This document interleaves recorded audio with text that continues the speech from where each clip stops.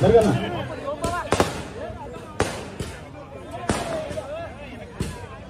అడుగుకున్నాలా జరగనా జై తెలుగుదేశం జై తెలుగుదేశం జై తెలుగుదేశం నారా చంద్రబాబు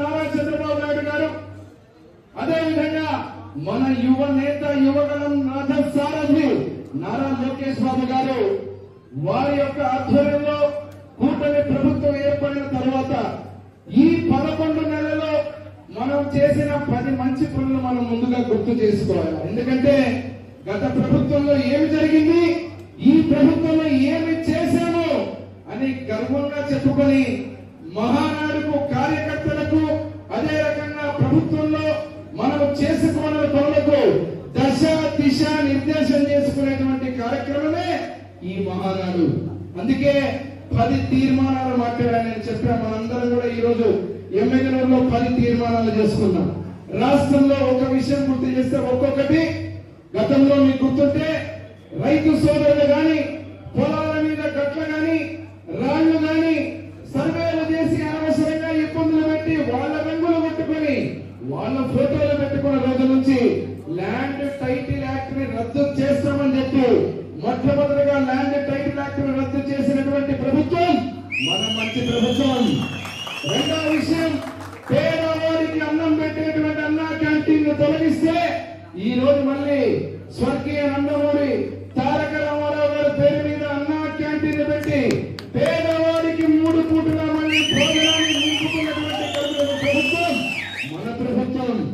మూడవ విషయం, ఇక్కడ మీరు చూస్తే ఇప్పుడే మాట్లాడిన వేదిక మీద ఉన్న కొందరు నాయకులు కూడా పెన్షన్లు సంక్షేమం అంటే గుర్తుకొచ్చేది స్వర్గీయ నందమూరి తారక రామారావు గారు, నారా చంద్రబాబు నాయుడు గారు, తెలుగుదేశం పార్టీ.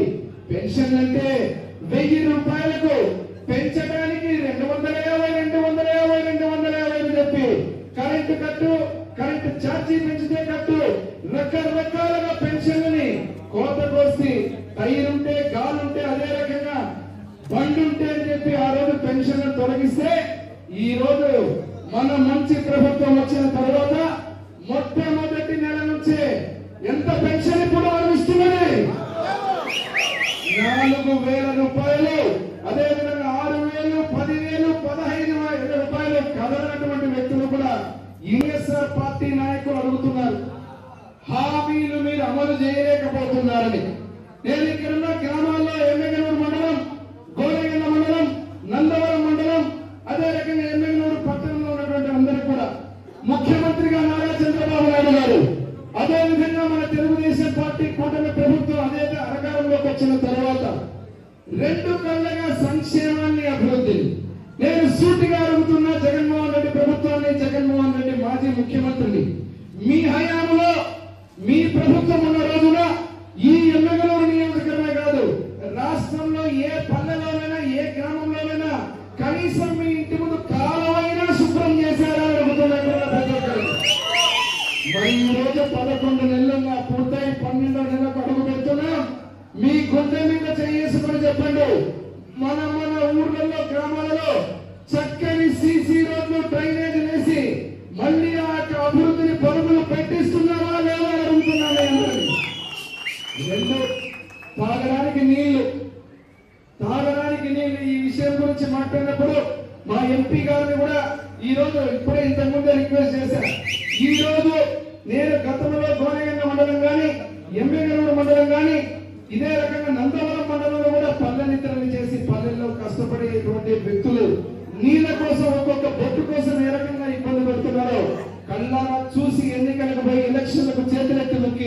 మీకు ఈ పనులన్నీ చేస్తానని చెప్పి మాటిచ్చిన తర్వాత మీరందరూ మీ కార్యకర్తల ఆశీర్వాదంతో ఎమ్మెల్యేలు ప్రజల ఆశీర్వాదంతో ఎమ్మెల్యేగా గెలిపించారు. మరి ఇప్పుడు మళ్ళీ ఒక్కసారి చూస్తే శాశ్వత పరిష్కారం ఏదైతే గాజుల దిన్నె నుంచి శాశ్వత పరిష్కారం ఏదైతే